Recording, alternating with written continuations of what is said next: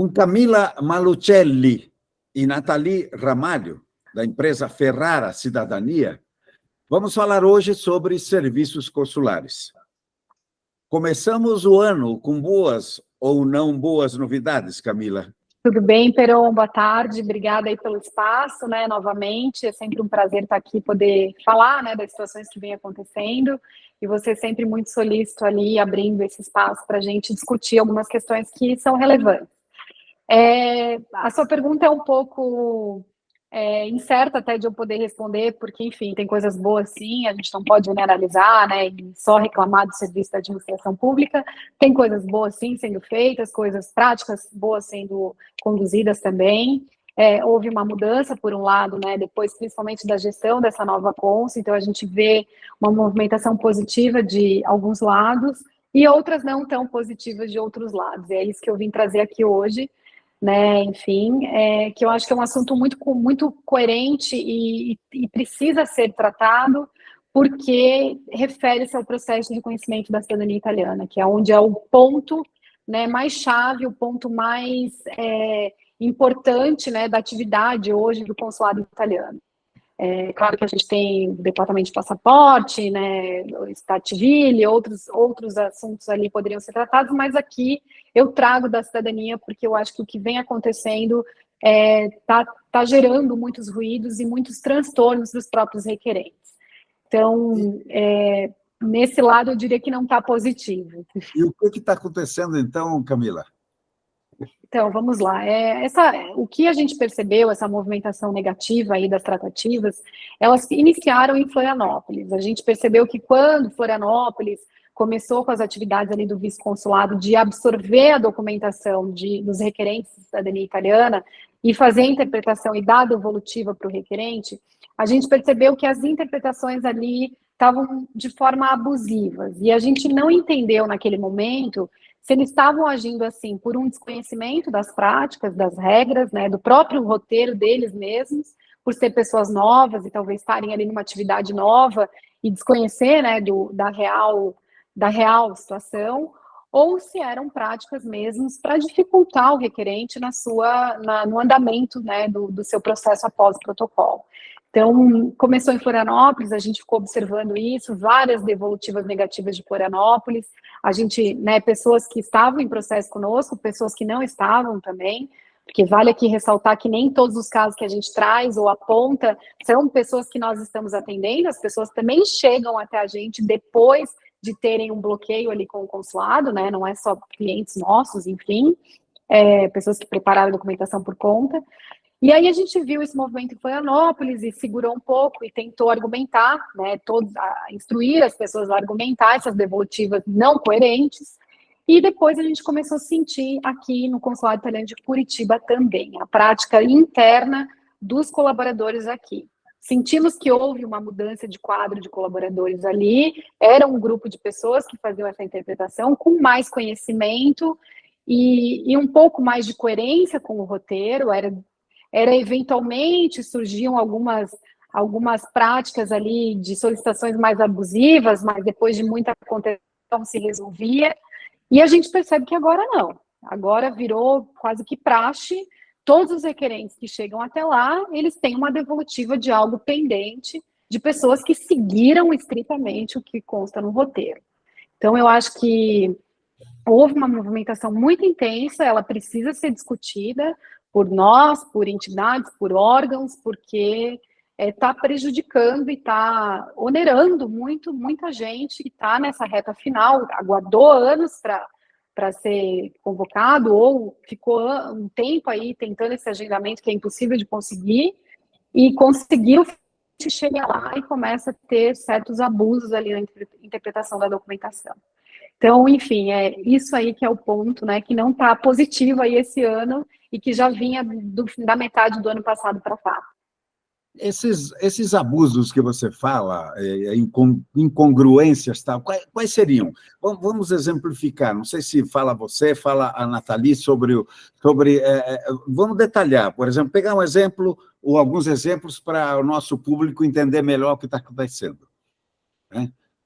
Temos vários aí exemplos para trazer, a Nathalie vai apontar. Claro que não. Aqui, se a gente fosse trazer todos os casos que chegaram até nós, a gente ficaria uma tarde fazendo essa gravação. Mas a gente vai trazer alguns exemplos para, né, até para a população e para quem está nos ouvindo aqui, entender, né, o que está acontecendo. Então, a Nathalie vai trazer algumas situações aí para nós. Vamos lá, então, Nathalie. Bom dia. Então, ali, conforme a introdução da Camila, né, em 2 casos que a gente teve, o consulado ele pediu retificação nos erros das traduções dos nomes, onde isso consta claramente no roteiro que não é necessário retificar. A gente está falando de pessoas falecidas, né, registros de pessoas falecidas. Então, por exemplo, o primeiro exemplo que eu tenho é Vitória, o nome Vitória, a grafia, com o passar do tempo, foi escrita como Victório, como Vitor.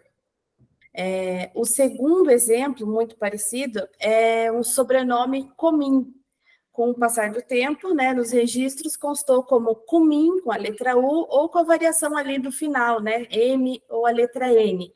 Então, são 2 situações que foram exigidas retificações pelo consulado. E a gente tem um outro caso, que na certidão do Dante Causa e da sua filha, consta o termo cidadão, por exemplo, compareceu o cidadão ou receberam-se em matrimônio o cidadão, sem a indicação real da nacionalidade dele, né, brasileiro ou italiano, e o consulado foi questionado, o consulado questionou o cliente referente a isso, dizendo que ele era cidadão brasileiro, sendo que em nenhum dos documentos constava essa indicação, e a gente apresentou provas, né, de que ele não tinha se naturalizado. Nesse último caso, inclusive, o cliente questionou o consulado, né, referente à solicitação, e o consulado voltou atrás pedindo que ele desconsiderasse.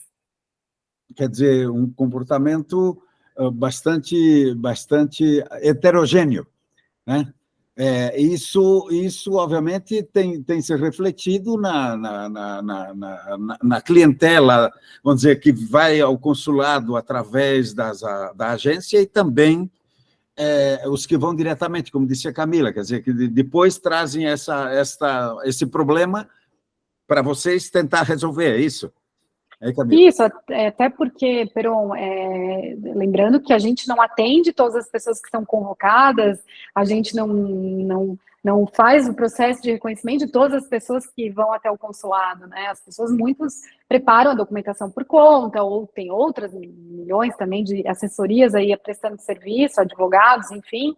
Então, não são todos que passam aqui por nós, né? Então, não somos os culpados disso.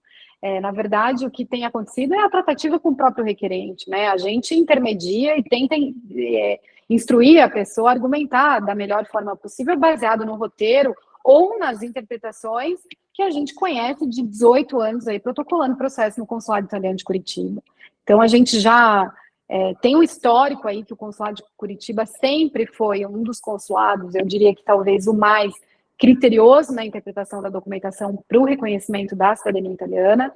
Eles já têm essa fama, sempre foram os mais argumentativos nessa questão, cobrando coisas que outros consulados não cobram, mas a gente sentiu, e isso a gente já estava preparado e sempre preparou documentação e as pessoas que passam por nós da melhor forma possível. Mas nos últimos tempos, 6 meses para cá, a gente sente que não é só uma questão de o consulado ser mais rigoroso seguindo o seu próprio roteiro. Ele ser rigoroso extra o seu próprio roteiro, aplicando regras no momento ali da entrega a seu bel prazer, e coagindo as pessoas, né? Muitos são coagidos, e as pessoas até chegam a desistir, né? Muitos desistem de ir atrás das exigências ali que o consulado colocou, porque muitas vezes são bem difíceis, né, de serem cumpridas. Não é tão simples, tudo tem custo, cartório, correções. Então, a pessoa às vezes já gastou ali uma quantidade de dinheiro, enfim, porque teve que contratar advogado para retificação judicial, teve que gastar com cartório em novas emissões de documentos de retificação, enfim, é uma série de coisas que onera que não é assessoria, né? A assessoria é mais um dos custos que o cliente tem. Então, se o requerente comum que está fazendo por conta, ele também onerou ali. Então, chega e tem uma devolutiva negativa, a pessoa às vezes desiste, né? Por besteira, por imposição que não está sendo seguida no próprio roteiro, não está clara, não está objetiva, não está transparente ao cidadão que busca reconhecer o seu direito. Então, essa é a questão. Virou uma loteria, quer dizer, você nunca sabe o resultado daquilo que você está encaminhando, levando, né? Na sua interpretação, é uma forma de dificultar mesmo, ou isto é, de tornar difícil e as pessoas desistirem, como você disse? Aparentemente, né, eu aqui fazendo um julgamento da situação, me parece que é isso, né? É uma forma de dificultar. Mas é claro que eu não estou lá dentro do consulado italiano diariamente, eu não sou a gestora do consulado, eu não sei como que são feitas as tratativas internamente né, e de onde vêm essas orientações aí desses colaboradores. Mas aqui me parece também, eu acho que são duas coisas aqui que se encontraram, né? Eu acho que uma delas é a falta, talvez, de treinamento adequado a essas pessoas, de treinamento adequado em questão ao próprio roteiro deles próprios, né? Porque cada consulado institui o seu próprio roteiro, né, de regras. Então, eles serem coerentes com o seu próprio roteiro e instruir essas pessoas até onde elas podem aplicar, porque às vezes pode ser uma interpretação mesmo do próprio roteiro errônea, né, do colaborador que está lá. Então, às vezes pode ser essa falta de alinhamento interno com as pessoas que estão trabalhando dentro do consulado, ou pode ser uma atitude que venha superior ali de dificultar. Eu quero acreditar que seja mais o primeiro ponto, né? Eu acho que mudou muita gente, tem muita gente nova dentro do consulado italiano, a gente que está aí 18 anos conhece bem, né, os nomes até das pessoas que estão migrando ali, e a gente percebeu que mudou muita gente nova, que talvez nunca tenha trabalhado com isso, não conhece das regras, e colocaram ali no balcão para atender essas pessoas que estão 10 anos ali, trabalhando a sua genealogia, buscando a documentação, fazendo correção desses nomes, e aí chegam ali e impõem coisas que são absurdas.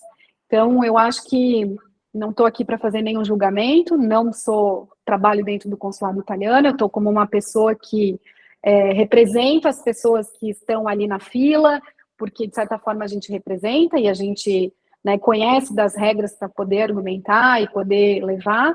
Então, é em nome da comunidade que está sendo lesada aí por interpretações abusivas aí de não constar em roteiro e trazer surpresa para as pessoas que estão aí nessa jornada há muito tempo. Pois é, isso ocorre, Camila, porque Curitiba tem duas filas, né? Aliás, duas filas. Tem a fila tradicional, antiga, e tem a fila, a outra que anda através do Prenota-me, né? O comportamento é o mesmo para os dois casos? Quem entra pelo Prenota-me agora ou quem vem da fila antiga? Olha, a gente não sentiu que atualmente tenha uma diferença, né? Porque antes, até curiosa a tua questão, quando começaram as pessoas a apresentar a documentação dos primeiros agendamentos que foram feitos, a gente sentiu que tinha, sim, uma divergência de tratamento. Essas pessoas de agendamento, elas eram muito mais questionadas, os erros eram muito mais interpretados, elas eram mais... eles pegavam muito mais na questão da documentos pessoais, de comprovação de residência, de tempo de comprovante de residência, de validade do documento pessoal. Perdão, essa exigência maior era para o pessoal de agendamento que você diz, através da fila antiga? Da fila antiga? Isso. Ah, tá. Não, as pessoas que, quando começou a modalidade de agendamento, as primeiras pessoas que obtiveram o agendamento para ir ao consulado apresentar a documentação. No Prenota-me. No Prenota-me, isso. Quem estava conseguindo, os primeiros ali, começaram a ter uma recepção divergente daqueles que aguardavam na fila. E a gente percebeu isso, né? Os convocados da fila, quando apresentavam a documentação, não estavam sendo tão questionados quanto os de agendamento.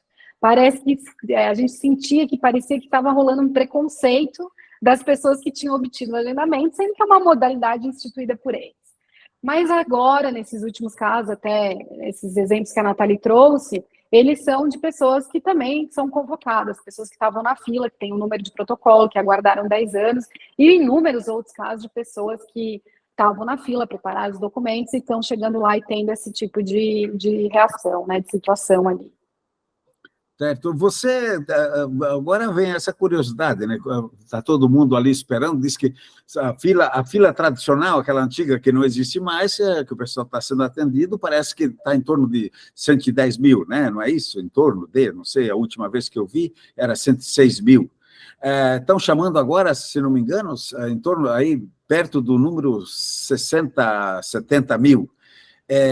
Como é que isso está acontecendo? Essas duas filas, afinal de contas, é um caso meio estranho, meio único, né? Que a gente sabe, duas filas, né? Você tem algum tipo de análise sobre isso? Quer dizer, quantos da fila antiga, da tradicional, que ficou bloqueada lá, conseguem entrar na nova forma de atendimento? Se isso está havendo muita gente nova que entra hoje e consegue, e os outros estão lá esperando há tantos anos. Você tem algum tipo de análise sobre isso, não?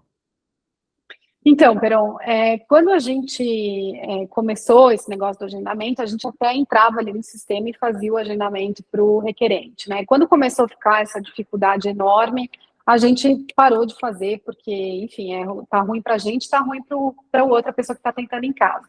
Então, a gente não faz mais o agendamento, a pessoa tem que conseguir o agendamento por conta ou por empresas aí que só prestam agendamento, e vai lá. Então, o que a gente tem, assim, é meio que uma ideia do que vem acontecendo, do que as pessoas nos trazem.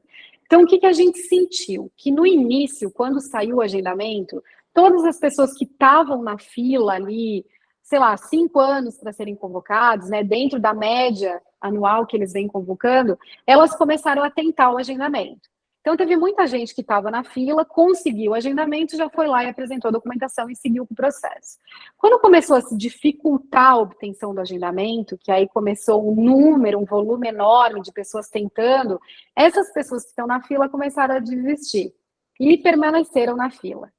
Então, o que a gente sente é que quem está buscando o agendamento hoje são as pessoas que não estão na fila, que não tem outra forma de requerer a cidadania italiana, né, que só tem pelo agendamento. As que estão na fila, a gente mesmo instrui. Nem tenta esse agendamento, espera a sua convocação, porque você vai ficar brigando com as pessoas que não têm nem essa oportunidade ainda. Então, a gente vem instruindo as pessoas dessa forma, porque a gente sabe que não está sendo mais rápido. Quer mais rápido? Então vamos para o judicial, porque é o que hoje as empresas e todo mundo tem instruído, né? Então, enfim, eu sinto que é um pouco isso. E eles têm atendido, aí eu não sei os números, né? Mais do que a gente deduz, mas eles têm feito as convocações, acho que são 2.000 em 2.000, né, Nathalie, que eles têm feito? Geralmente... Eles convocaram, desde a pandemia eles não estão com um padrão, né? Mas a última convocação foram 3.000. 3.000. 3.000. E aí esses 3.000 tem um prazo aí de 6 meses, né, Nathalie, que eles dão né, que eles vão entrando em contato para agendar uma data para a pessoa comparecer no consulado. E os outros de agendamento, eles vão disponibilizando agendamentos ali, e as pessoas que sortemente conseguem vão lá e apresentam os documentos. A gente não tem mais tido muito retorno desses, porque a gente não tem mais feito, né? Quer dizer, 3.000 a cada chamada, 2 chamadas por ano, são 6.000 por ano. Confere esses números de 60, 70 mil para 110, é mais ou menos isso? Isso, o último protocolo que foi chamado foi de os 64 mil. 64 mil, quer dizer, teríamos ainda quantos anos pela frente para seguindo esse ritmo? Mais de 5, né? Mais de 5 anos, né, para acabar com todas essas pessoas que estão aí na fila, né? O pessoal está preferindo ultimamente entrar judicialmente, né? Não é isso? Assim, Peron, até é interessante você falar isso, né? Agora falando especificamente do comportamento do catarinense e do paranaense, né? Que são os 2 estados que abrangem o Consulado de Curitiba e é o que a gente está tratando agora. Falando especificamente do comportamento dessas pessoas, existe uma rejeição ainda com o processo judicial. É claro que muita gente já aderiu, muita gente já partiu para isso, mas tem outras pessoas que são mais conservadoras, que querem ainda apostar, né, no consulado italiano e que vai dar tudo certo, e se mantém muito nessa modalidade de vamos esperar o consulado. E o que a gente percebe também é que tem muita gente que quer pasta de família, né? Por quê? Porque o consulado de Curitiba, ele permite a utilização de pasta de família. Então, se a pessoa já tem um primo, um tio que fez o processo de reconhecimento no consulado de Curitiba, eles permitem você só acrescentar os documentos que não coincidem da genealogia com esse parente. Então, Mas, você acaba... Mas, de qualquer forma, aguardando na fila, né? Exato, de qualquer forma, aguardando na fila, mas se a gente considerar, por exemplo, que é uma família e uma árvore genealógica do tetravô, né, até chegar ao requerente, é uma quantidade absurda de documentos. Então, se de repente eu tenho um irmão que já fez a documentação e apresentou no consulado e teve um processo favorável, eu só vou ter as minhas certidões para apresentar. Então, eu já isento aí de um custo enorme para trás de mim da documentação desde o Dante Krause. Então, as pessoas optam muito, ainda no consulado de Curitiba, em função da abertura do consulado de fazer a utilização da pasta de família.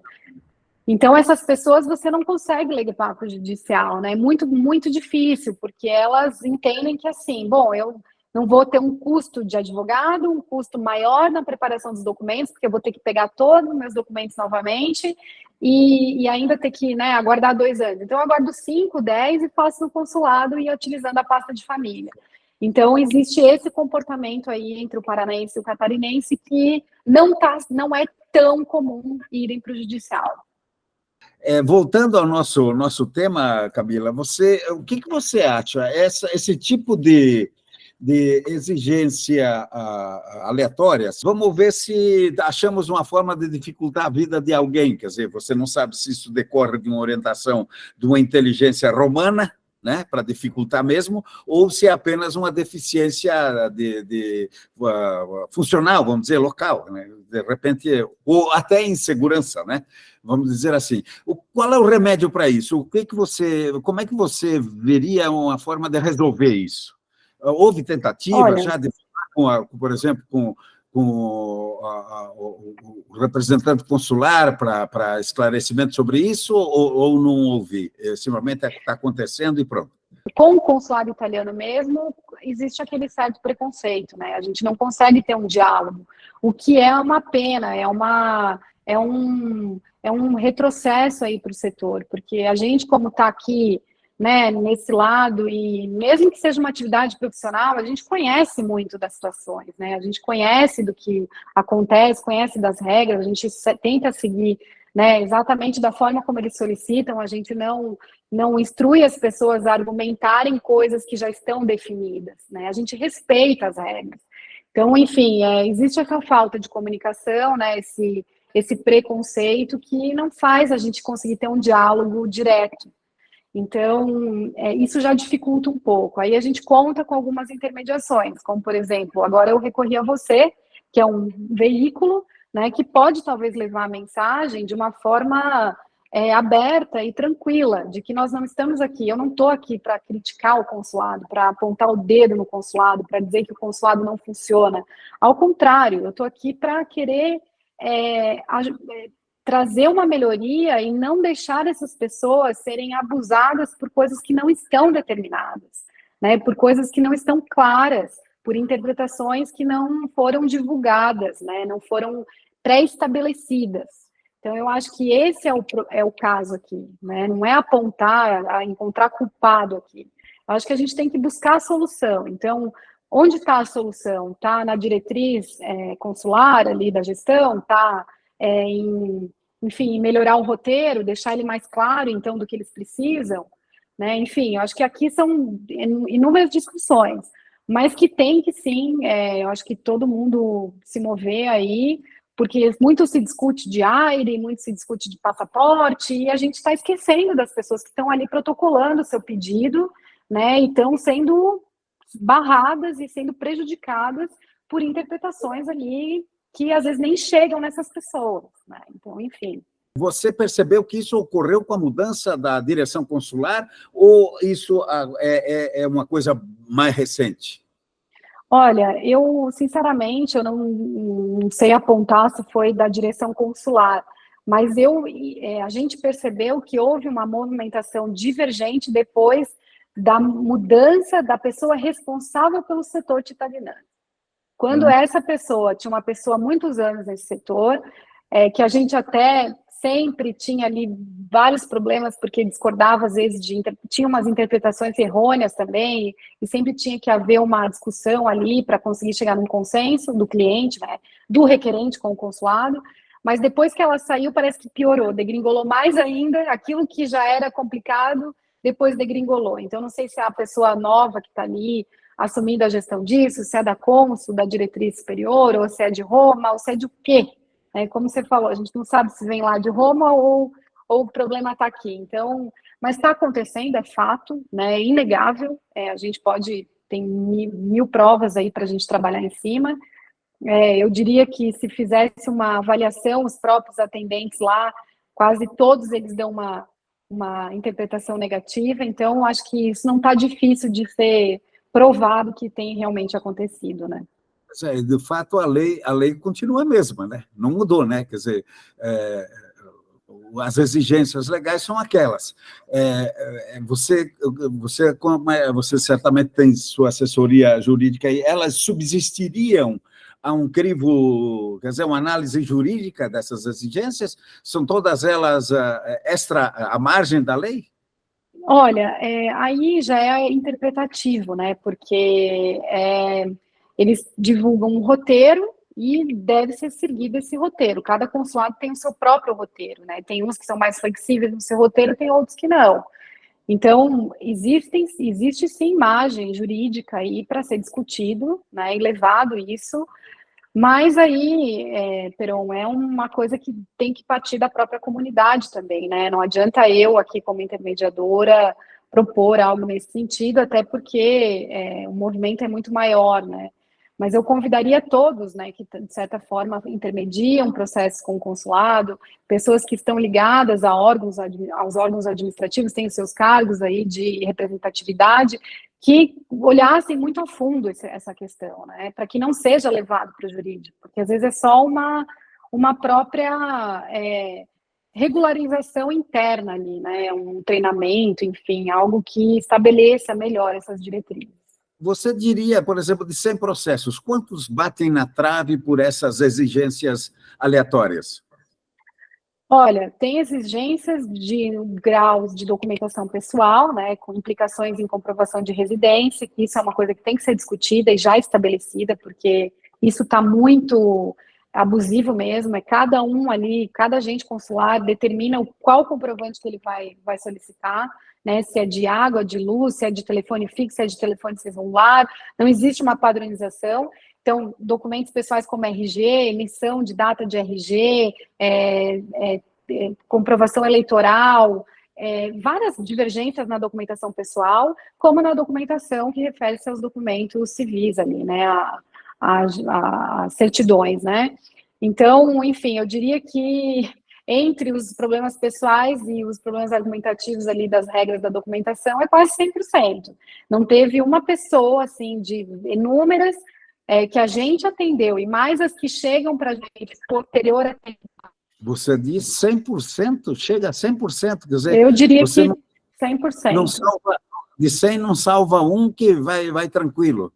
Quer dizer, acho que vamos ter que discutir isso aí mais amplamente, Camila. Quer dizer, e esse pessoal, a pergunta, esse pessoal fica na fila ou é descartado? Tem que entrar na fila de novo? Como é que acontece? Então, eles são sujeitos a regularizarem aquelas exigências que eles impõem e eles dão prazo, né, Nathalie? Eventualmente é isso que eles fazem, né? Aí depois fica uma briga também ali de e-mail aí eles demoram para responder e-mail, muitas vezes não respondem os e-mails, e a pessoa vai se desmotivando, ela vai se desgastando, ela vai perdendo a vontade de chegar no objetivo, porque, veja bem, Peron, o que é, né? Tudo tem um limite, né? Qualquer cidadão tem um limite. E depois, assim, aquela cultura, né, de ter um certo empoderamento ali em cima das pessoas, né, e de coagirem as pessoas, às vezes as pessoas botam embaixo do braço e tchau, não quero mais saber disso. Né?